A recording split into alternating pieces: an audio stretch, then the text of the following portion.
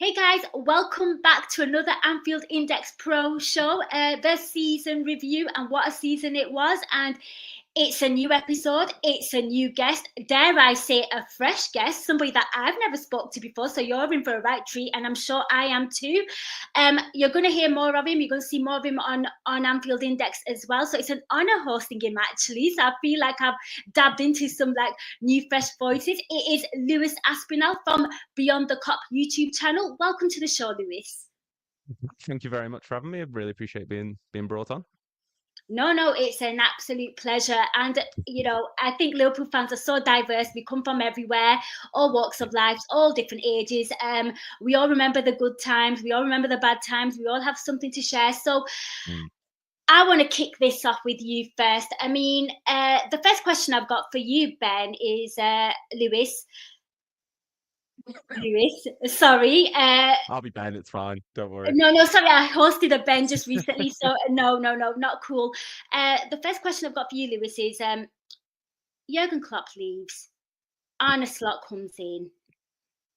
I don't know about you, but I knew very little about him, and there wasn't much activity in the transfer window. If you look back at the summer, what were your feelings when he was announced as manager and the Jurgen Klopp departure? And how surprised are you that he's gone on to win the league? I mean, surprise is probably the best word, to be honest. Honestly, I think when we appointed them, there was a little bit of not disappointment per se, but I think because we'd sort of built up on our minds that Xabi Alonso was the one that we wanted. He was the main target throughout the summer. There were talks, as we know now in hindsight. I didn't expect them to be able to do what he's done, and I think he deserves a lot of credit for the fact of we didn't have a lot of transfer activity last summer. We didn't go out and splash the cash like a lot of people thought we would, like we saw when Pep went to City, when Unai Emery first got to Arsenal. You can go through the annals of Premier League history, and Jose Mourinho at the original spell at Chelsea went out and spent big money in his first season. The fact that he didn't go out and gut the squad, so to speak, and worked out what worked for him, organised the team the way that he wanted, he deserves a lot of credit for that. But I never in a million years thought that when we signed this manager, who we all went a bit MI5, finding out details about him from Eze Alkmaar and Feyenoord, didn't think he was going to get the results that he did, but he deserves massive credit for handling this season in the manner of which he has, with the lack of resources, so to speak, that he earned in the summer. So above and beyond all my expectations that I could have possibly predicted, to be honest. Yeah, I think a lot of people were in that boat as well. For me, he kind of got a free pass this season, Lewis. And I think that I kind of remember as well was when he was actually announced as Liverpool manager. I remember watching just segments on Sky Sports News, and the love and the affection that Feyenoord supporters had for him was very kind of reminiscent to me as to how we are and were with Klopp. And that gave me good vibes. I just thought, you know what, as long as he's got the right philosophy and, he's left a real good marker on the team that he's left, that's normally a good indication of how things will go. But I'm going to be honest with you as well, I didn't think we were going to win the league in the first season. So I'm pleasantly surprised with you. Yeah. No, this was never, the target was never this season to win the Premier. It always should be, because we know where we should be in the league. We've seen it throughout the years, but never in a million years did I think, after what we've seen when Rafa left and we saw Roy Hodgson come in, when Kenny Dalglish left and Brendan Rodgers had to come in, when Graham Souness left and Roy Evans came in.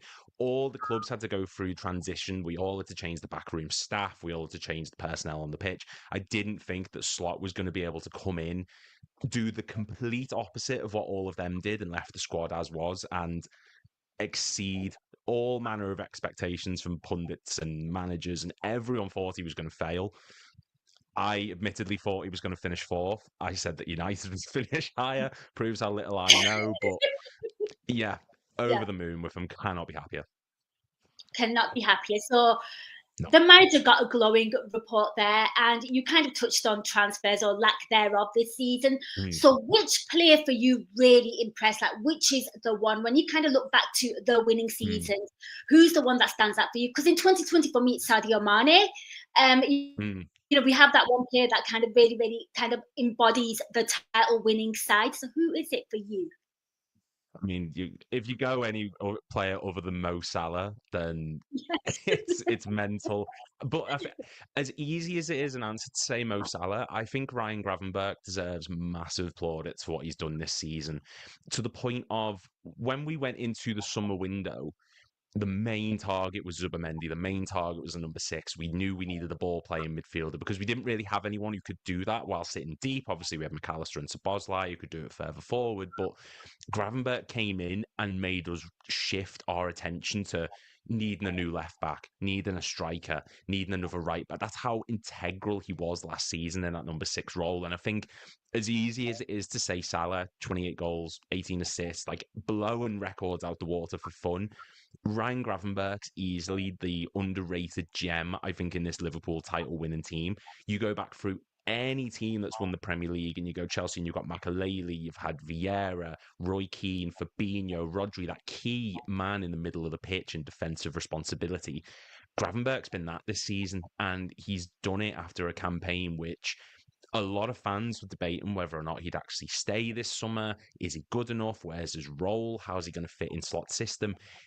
He's been the biggest success story other than the likes of Salah and Van Dijk this season that Arne Slot should just get full plaudits for, because we've turned this not underrated gem, but this diamond in the rough into a key component of this midfield three that is undroppable and was pretty much all season until we secured the title. I think you're absolutely spot on there with the role that he's kind of played. Because if you look at when we brought Fabinho in, that was, I remember we lost to Real Madrid in the Champions League final. Everyone was really downbeat and depressed, and Fabinho gets announced the next day. And my word, did we just take it to a whole new trajectory and level with him. And I'm with you. I do love a defensive midfielder. I love a hard man in midfield. I think you need it because other players can kind of expand and grow when the defense feels a bit more shored up as well. So I think that's a great shout. Although you did call him your unsung hero, and I feel like I've got a question coming later on that. So I'm going to make you think again. You're going to have to pick somebody else. That's fine. But Lewis. Favorite player done. You like the manager, obviously. What was your favorite moment of the season? Oh, title lift. Oh, by a million miles, the title lift. Like, we've had great results, but I started supporting us in 2004. That was my first match, and for the longest time, I never thought I'd see us win a league. We had so many moments where we came close, and I just thought in my mind, like, we're cursed.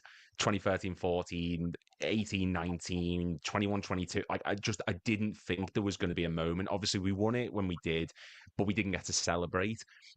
That whole weekend of lifting the title, the parade, the emotions, the euphoria that we all felt as a fan base it's the greatest moment. It's in the top 5 of my life, not just in football. Like, I absolutely adored seeing us lift that title, and to see Alan Hansen passing the torch over to Van Dijk, and it was just feel good. So definitely that final match against Crystal Palace. The result didn't even matter. It was a release of excitement that we hadn't had yet as fans. Even though we'd won Champions Leagues and we'd already won the league a few years before, it just didn't feel the same. So that moment is massive for me as a fan. You know what? I've spoke to a few people about this, Lewis, and nobody mentioned it.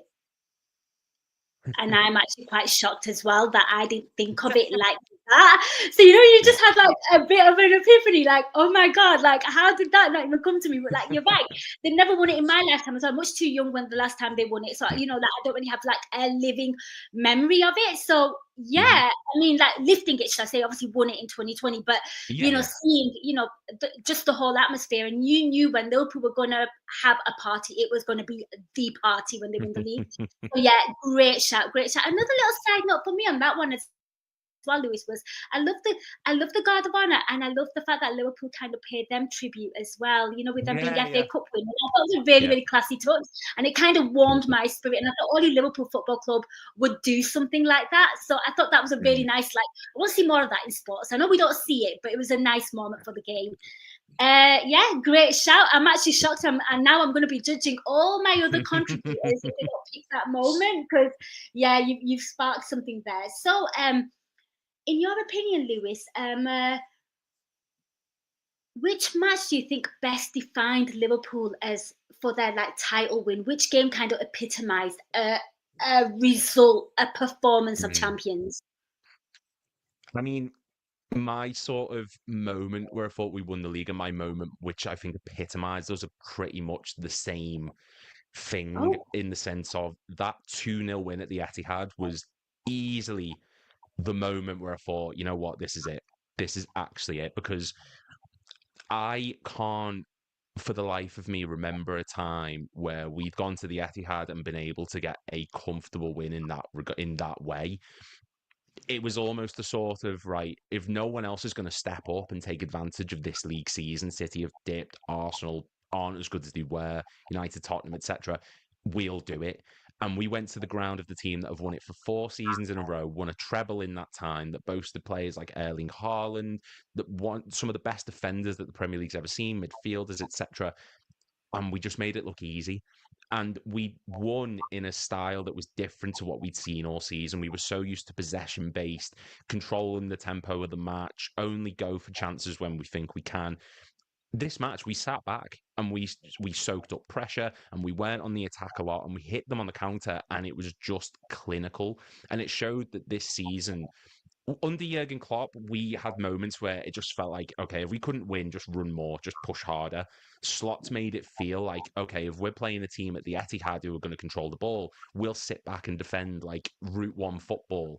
If we need to, we'll control possession. If we need to, we'll go all out attack. And this match was the sort of, right, it doesn't matter who we play, we'll find a way to overcome it. And to beat Man City in that manner was easily our defining moment as champions to say to the rest of the league and Europe for next season and beyond, we're not going anywhere. This is a statement win for us as champions, and we asserted ourselves on the league fully when we got that result. you know what? That was you kind of you merged the two, didn't you? You said that was the title defining, and it was the moment that you knew we were going to win the league, and that was mine. The moment you're going to win the league as well, because that weekend, if you go back, and I'm sure listeners have heard me say this, and I'm sure I'll jog everyone's memory again. Is it was a Saturday, and Arsenal were playing West Ham, and I thought nailed on 3 points for them. And Bowen scores, and they lose that game. We go and beat Man City, and then they go on to draw to, I think it was Nottingham Forest. And I felt like that was the moment where they kind of really went off the boil, and we kind of jumped on it. So I completely agree.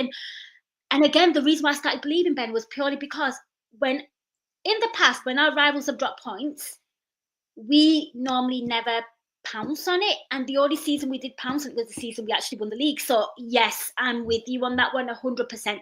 So that was your champions defining moment, and it was also your moment where you figured out that we were going to win the league, quietly confident, shall we say. You've also said Gravenberch was your unsung hero. Can I dig a little deeper? Maybe another player that might deserve a special mention, because they were all Hmm. pretty awesome, because he didn't use much of the subs, let's be honest. He kind of trusts the core set of players. But is there anybody else that you think, you know what, actually, I'm going to give him some credit? Um, Honestly, and I know this might be a sort of, it's got a bit of recency bias to it, but I think Keane Kelleher deserves massive credit for the role he played this season. We're talking about when we have Alisson in goal, we have one of the best keepers of all time, easily Liverpool's top two alongside Ray Clements. This is someone who's set the standard so high, and whenever he was out the team this season, it was like he was never gone. Kelleher was arguably Liverpool's top three ever Premier League goalkeepers alongside Reina and Alisson. And this season he came up big in huge matches. He saved the Kylian Mbappe penalty against Real Madrid in the Champions League, which is absolutely mental. The cup final, yeah, we know the way that that went, but it was still a big game for him to come into. He played against Chelsea. He played against Arsenal. Like he was huge this season for us. And I think it goes underrated just how unnoticeable of a dip in quality there was when he would step into the team, because Alisson, since he's joined us, has missed 78 games for club and country. And this might just be me going now through the past, but I don't think he ever gets enough credit for being that reliable of a goalkeeper. He kept us in that title race, much like Adrian did when we won it in 1920. you need those people who can step in when the main players aren't there. If Van Dijk goes out that team, there will be a dip, like we saw when we played Brighton. If Mo Salah's out that team, there will be a dip. When Alisson came out, you never panicked, you never felt worried, because Keller has just been such a reliable deputy. And this season showcased exactly why teams like Brentford wanted him, exactly why teams like Celtic wanted him, why teams in Germany wanted him, because he's just that good of a standard, the goalkeeper, that to call him a backup is insulting, to be honest. He's just so good, and this season was more proof of his true qualities as an easily number one starter for 75% of Premier League teams out there. So unsung hero, best of luck to him at Brentford as well, because he's going to absolutely smash it there. Absolutely, 100%. Could not agree with you more. I think as a supporter, when Alisson goes off and when your keeper does go off, I think naturally the anxiety does kick in, and it never kicked in with us. And McKelleher, I completely agree with you. I think he was probably the greatest backup, like you said, the backup keeper that I've ever seen in the Premier League, because I think, like you said, he's good enough to play for anybody. I think the only thing that I know he's gone to Brentford and I wish him all the best, but we've always discussed this, and we always kind of knew with Managerial coming in that it was highly likely that he was going to go. My only thing is I wish he wasn't sold in the Premier League. I know Brentford aren't really a threat, and that gives me a bit of a breather, so I do wish him all the best. And you're right, I think they're on to an absolute golden goalkeeper there, and I wish him all the best, but just not against us, obviously. No. No. You can have an off day then. Absolutely. Lewis, next question for you. How do you think Liverpool should strengthen this summer? Because the transfer news is looking really tasty, and I'm loving all the links, and obviously Frimpong's been done. So, your thoughts on the transfer window, and what do you think we need? I mean, anything that I'm going to say, we've already started strengthening. A left back is easily, I know Kerkez is almost done. It was reported today, but that was a key area. Tsimikas has reached his ceiling as a left back for us. He was always brought in as a backup. I think he can't progress any further than he is. He's in his late 20s. He's got a couple of years left on his contract. And Robertson's definitely on the decline. We saw him struggle against Madueke and Saka and Tyler Dibbling. That was a massive part. We definitely need more reinforcement as centre-back as well, purely for the fact that I do think either Gomez or Quansah will be sold this summer. Not to mention Van Dijk's a bit older. Not to mention that Konate is a little bit older. Not older, but he's coming towards the end of his contract. So centre-back, left-back, and a striker. Striker is just a non-negotiable thing, really. Nunez doesn't cut it, as we know. Jota's too injury prone. We need someone who can come in and take the load off of Salah. He can't handle all the goal scoring responsibility all the time. Gakpo and Diaz have been going in and out of form all season, so there needs to be someone up there. Whether it's Ekitike, like we've been linked to, whether it's Julian Alvarez, who we've been linked to, I'm not sure, but we need someone up top who is a lethal finisher, someone who can feed off of Florian Wirtz's attacking input, someone who can help Mo Salah out, someone who can contribute to maybe Cody Gakpo's style of play. Whether it's a false nine or an out-and-out striker, I'm not sure. But for me, they're the three key areas of the pitch. And then you can start looking at maybe a backup number 6, depending on how Bajcetic does, and Endo potentially being here next summer. So left-back, centre-back and striker are undisputably key components of the pitch that need addressing. I think you can't be a Liverpool striker and be a passenger. You go through our entire history. You can't be someone who's just sat there not contributing, apart from the occasional winner at Brentford or the occasional equaliser at Nottingham Forest. It just doesn't work. So striker number 1, left back number 2, another centre back number 3, I think, in that order for signings this summer. I think you're spot on, and I'm glad you've highlighted the strikers there, because it's been one of my bugbears for quite a few seasons actually, where I just feel like I find them all really underwhelming. And I think because we've been so used to maybe the Salah, Firmino, and Mane trio, and I think that's probably one of the best attacks that I've seen in the Premier League, probably rivals the Ronaldo, Tevez, and Rooney era. Like, that's how good they were. I just felt like there was just so much about them. And then obviously players leaving, players getting golden, things getting replaced. And I just feel like it's just not been there. It's not been as cohesive. It's not been as connected. And that has been a big concern for me. And you're right. And Mo Salah has changed his game. Obviously, he has lost his pace because he's gotten older, but he's gotten physically fitter and stronger. He's doing more assists. And I think he would have got an awful lot more had, the strikers had their shooting boots on. I remember the Crystal Palace game and Diaz just missing a hatful of chances. And you just sat there thinking, oh my gosh, yeah, I know we've got nothing to play for, but you have to be putting them away. So I'm with you. I'm very, very passionate about this because I do feel like those strikers, like you said, Gakpo and Diaz have been in and out of form.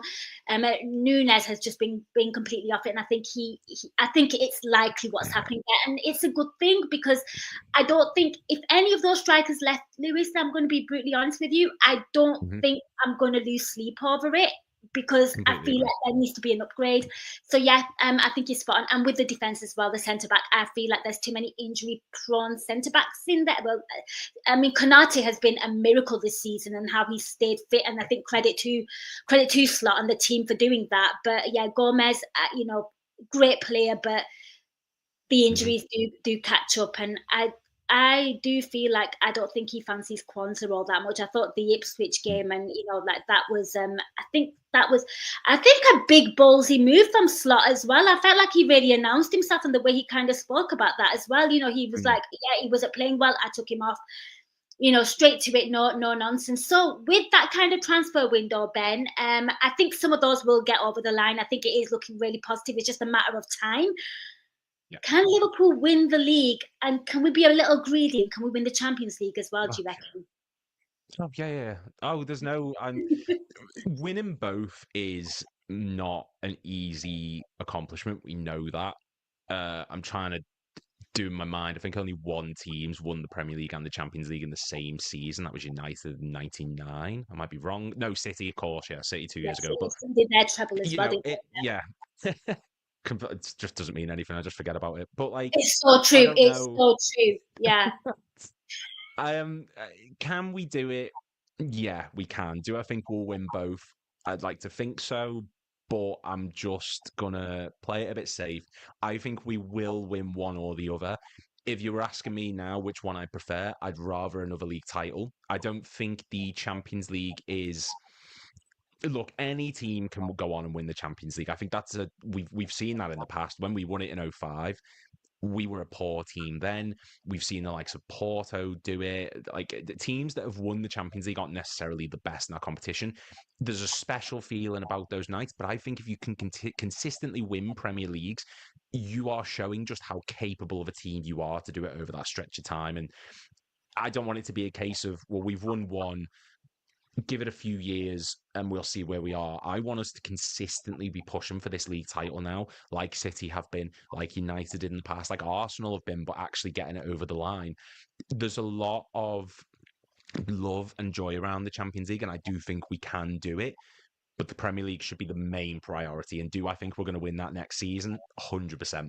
I've got no reason to suspect. The only reasons why I can possibly think we couldn't is A, City are going to come back stronger next season. They've obviously signed Reinders today. That's close to getting done. Aiton Yuri set to be coming in.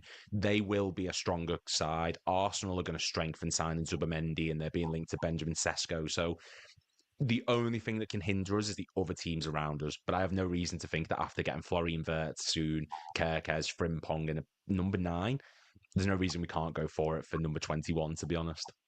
I really want 20. I want to be on 21. I don't like sharing that mantle with them. That team.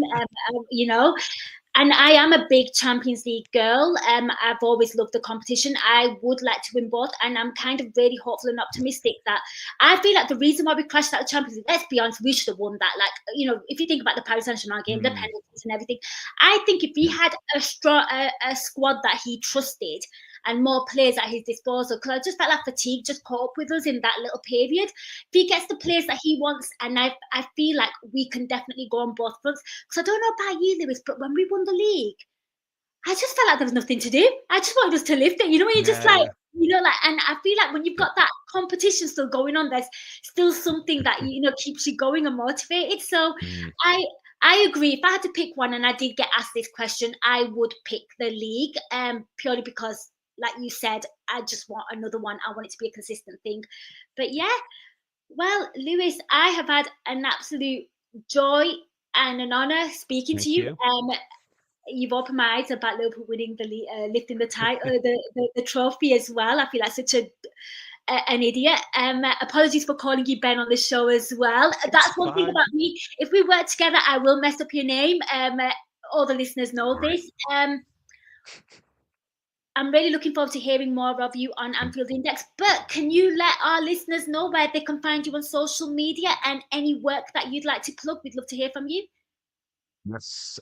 So Beyond the Cop, that's my channel. It's the same on Twitter. It's mostly top 10 historical facts about Liverpool videos, if you're into that sort of thing. I'm also on Redmen TV quite a lot. GrizzCard's channel. Like, you'll see my face somewhere. I look homeless, so you're bound to see me at some point. But yeah, Beyond the Cop YouTube, Redmen TV. And yeah, that's probably more in the future, hopefully.